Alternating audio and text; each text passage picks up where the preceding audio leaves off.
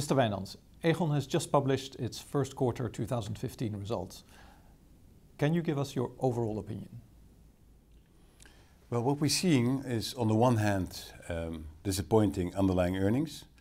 Underlying earnings this quarter have been impacted by adverse claims in the US. But on the other hand, what we're also seeing is a very strong picture around sales. We've actually had record sales this quarter, and obviously we're very pleased with that. Could you give us a bit more color on the adverse claims? What we're seeing this quarter is adverse mortality in our US business. In general, the first quarter is a quarter where we see more people dying than over the rest of the year. This has often to do with the weather, very cold weather, for example, or the flu could be an incident. But what we see for our business this quarter is that the impact has been higher than what we would have expected normally. And this is due to a higher frequency, so more people dying, but also the amounts insured were higher than usual. And what about the impact of low interest rates? Well, this quarter we've clearly seen historically low interest rates, both in the US as well as in Europe, and also in Japan. Well, low interest rates has never been positive for industry. The reason being simple, because we have to reinvest our assets and they get reinvested at lower rates. While at the same time, low interest rates are not attractive for our customers too, because in many cases it means that we have to increase prices and the products become more expensive for our customers.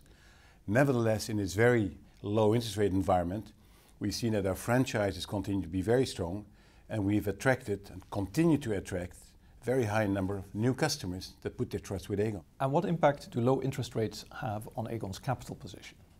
Well, in the low interest rate environment, due to the management action we've taken, we've been able to maintain a very strong capital position. In fact, our capital ratio has even strengthened while we've been able to reduce further leverage. This strong capital position is what allows us to pay a dividend, which we'll be paying in the coming month.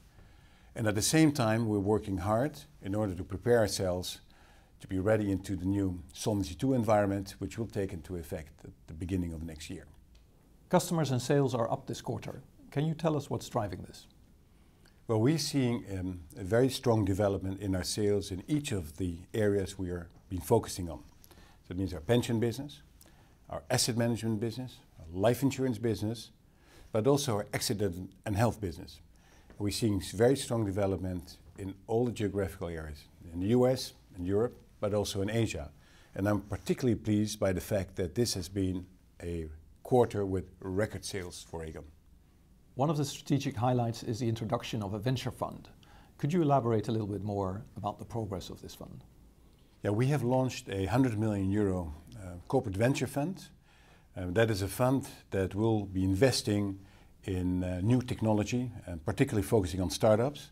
The whole idea behind this is that we are able to remain very closely involved with the very quickly changing pace of technology. We've already made a number of investments in the areas of data analytics, big data, but also cloud security. As you can imagine, all areas that are at the heart of the transformation which Aegon is now undergoing. I'm very excited about this opportunity and believe it's going to be very important for us going forward.